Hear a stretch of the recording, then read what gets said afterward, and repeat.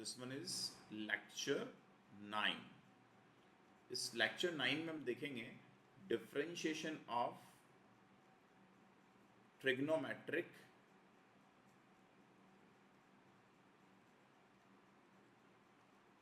Functions.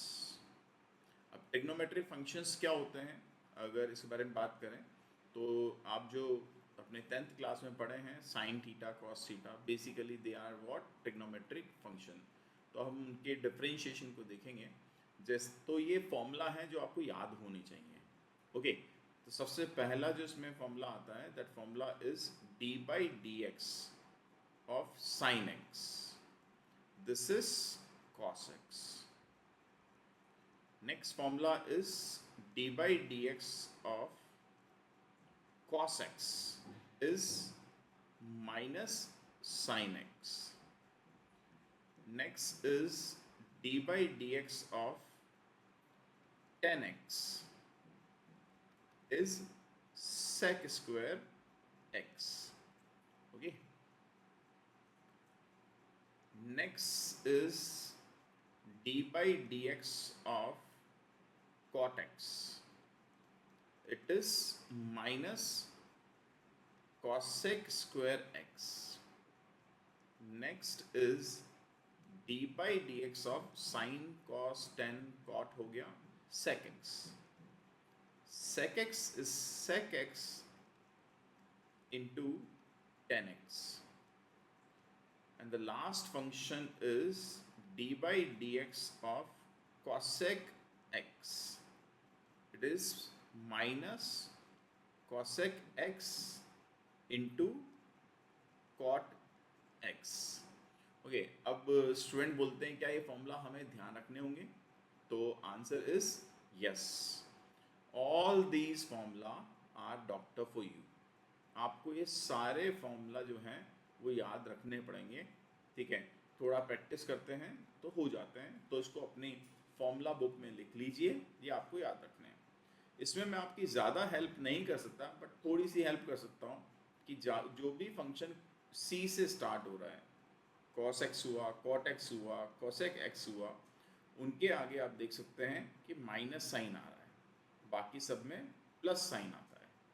तो इतनी help मैं आपकी यहाँ पर कर सकता हूँ। अब आप बोलेंगे सर बड़ी मेहरबानी हुई, आपने इतनी हेल्प कर दी। हाँ, बस यही कर सकता हूँ, ये याद रखने होते हैं, सबको याद रखने होते हैं, मुझे भी और आपको भी, हमें याद रखने ही पड़ेंगे ये, ठीक है। सो इसमें बस मैं आपकी इतनी ही हेल्प कर सकता था, ठीक है। और आपने बोल ही दिया है, ठीक है, कि आपकी मेहरबानी हो गई, ठीक है, तो आप ओके। यही है। नेक्स्ट आता है बच्चों, कुछ स्पेशल फंक्शन होते हैं, ठीक है, जिनके भी हमें फॉर्मूला याद होने चाहिए, ठीक है। जैसे मैं लिख देता हूँ यहाँ पे, next is D by D X of E power x. ये मेरा फेवरेट है, क्यों? क्योंकि इसका डिफरेंशिएशन ई पावर एक्स ही होता है, बिल्कुल कोई मेहनत नहीं करनी पड़ी, ठीक है, और याद भी हो गया, ठीक है। नेक्स्ट आता है D by D X of log x, और लॉग एक्स का डिफरेंशिएशन होता है 1 बाई एक्स। ये भी आपने याद करना पड़ेगा। So these are the things that you need to remember. Now the thing is this कि how to utilize these formula, ठीक है। तो एक आध एग्जांपल देखते हैं, फिर कुछ रूल देखने के बाद में फिर हम वापस से लौटेंगे इस टॉपिक के ऊपर, ठीक है, कि कैसे हम लोग इसको ध्यान रख सकते हैं, ठीक है। जैसे फॉर एग्जांपल मैं आपसे बोलूं कि D by D X of, मुझे आप करके बताइए, 3 sine X plus 4 cot X. तो आप बोलेंगे सर बहुत ही ईजी है। अगेन वीडियो पॉज करके करिएगा, आप पहले ट्राई कर लो, बहुत ईजी है, ठीक है। 3 को बाहर निकाल लो, साइन एक्स का डिफरेंशिएशन कॉस एक्स होता है, ठीक है। 4 को बाहर निकाल लो, और कॉट एक्स क्योंकि सी से स्टार्ट हो रहा है इसलिए माइनस कॉसेक स्क्वायर एक्स बन जाएगा। तो हमारा आंसर आ जाएगा 3 cos X minus 4 cosec square X. This would be our answer. Okay, तो इस वे में इसको प्रोसीड करते हैं। अब हम लोग इसके ऊपर और प्रैक्टिस करेंगे, ठीक है, लेकिन उससे पहले हमें एक रूल और समझना पड़ेगा, जिस रूल को हम जानते हैं प्रोडक्ट रूल के नाम से। तो अब मैं बात करने वाला हूँ आपके साथ में प्रोडक्ट रूल के ऊपर, ठीक है। प्रोडक्ट रूल क्या होता है गाइस, कि अगर मैं लिखता हूँ D by D X of u into V, यहाँ पर ये जो u है ये x का अलग फंक्शन है और v अलग फंक्शन है, ओके, और ये प्रोडक्ट के फॉर्मेट में लिखा हुआ है। तो फिर इसको कैसे डिफ्रेंशिएट करें? तो गाइस आपको इसमें करना क्या है, u into D V by D X कर देना है, यानी पहले u को छोड़ देना है और v का डिफ्रेंशिएशन कर देना है, फिर आपने v को छोड़ देना है और u का डिफ्रेंशिएशन करना है, ठीक है। कभी कभी मैं जब क्लास में इसको पढ़ाता हूँ, ठीक है, तो मैं इसको छोड़ो पकड़ो रूल भी बोल देता हूँ, ठीक है, फनी वे में मैं इसको छोड़ो पकड़ो रूल भी बोल देता हूँ।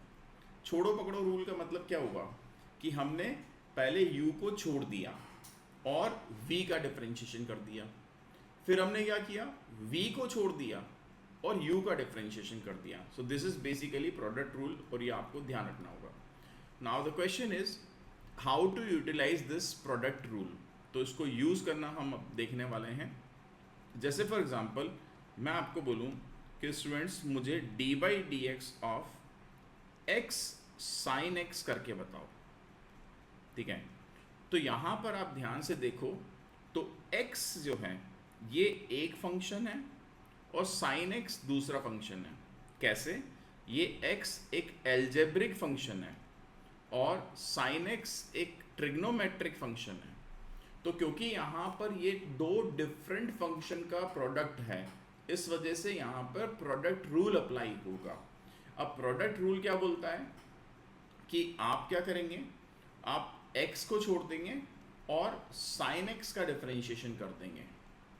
फिर आप क्या करने वाले हैं, फिर आप साइन x को छोड़ दोगे और आप x का कर दोगे, यानी एक फंक्शन को छोड़ दोगे दूसरे फंक्शन कर दोगे, फिर जिसको छोड़ा है उसको पकड़ लोगे और फिर दूसरे वाले का कर दोगे, ओके।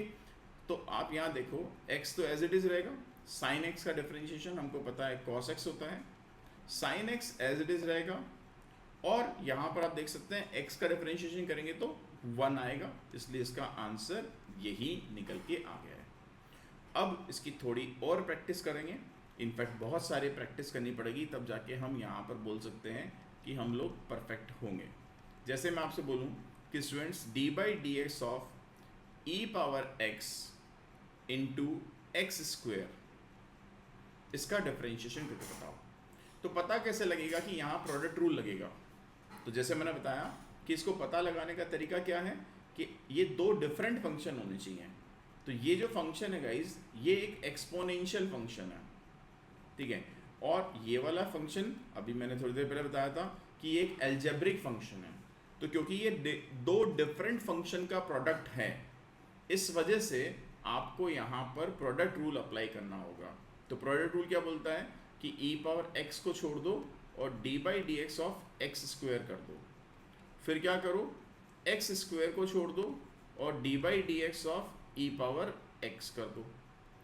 तो ई पावर एक्स तो एज इट इज रहेगा, लेकिन जब एक्स स्क्वेयर का डिफरेंशिएशन करेंगे तो हम जानते हैं कि इसका डिफरेंशिएशन हो जाएगा 2x, फिर X square as it is रहेगा और ई पावर एक्स का करेंगे तो ई पावर एक्स ही होता है, ये तो मेरा फेवरेट वाला है।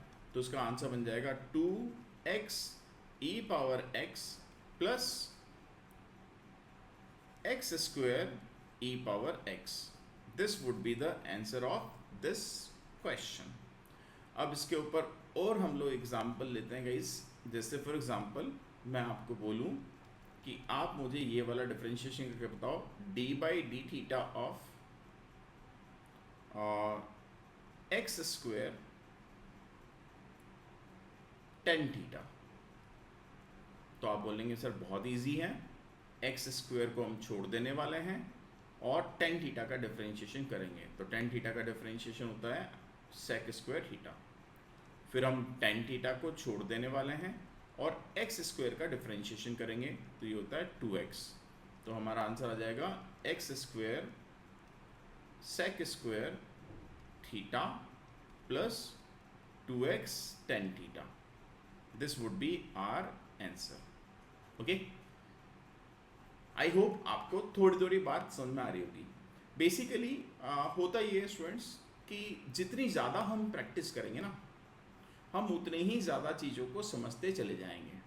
ओके, तो और क्वेश्चन देखते हैं ताकि आपके माइंड में ये बात अच्छे से आने लगे. जैसे अगला क्वेश्चन करते हैं कि D by D X of आपको करना है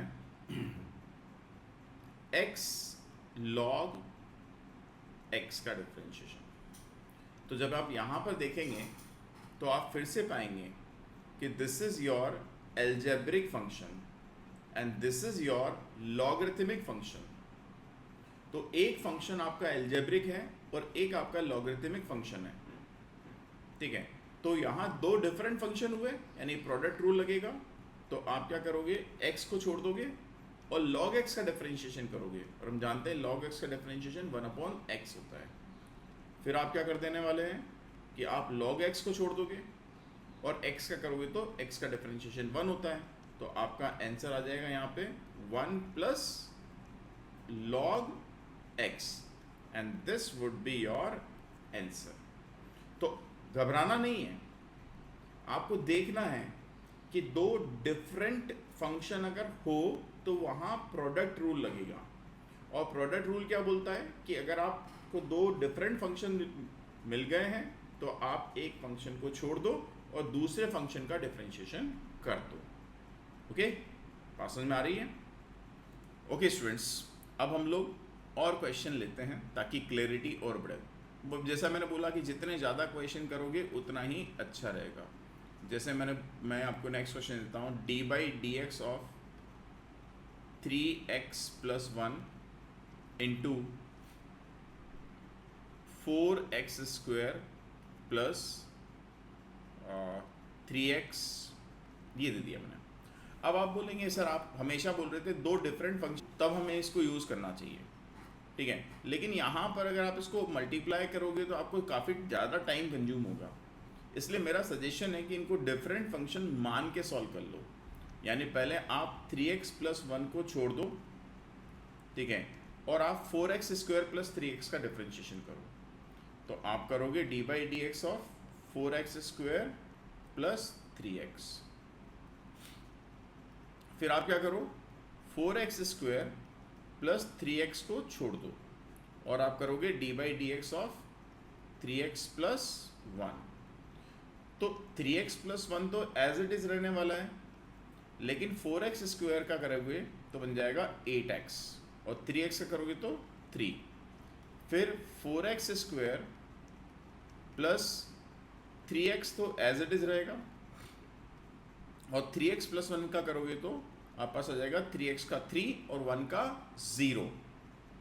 तो your answer would be 3x plus 1 into 8x plus 3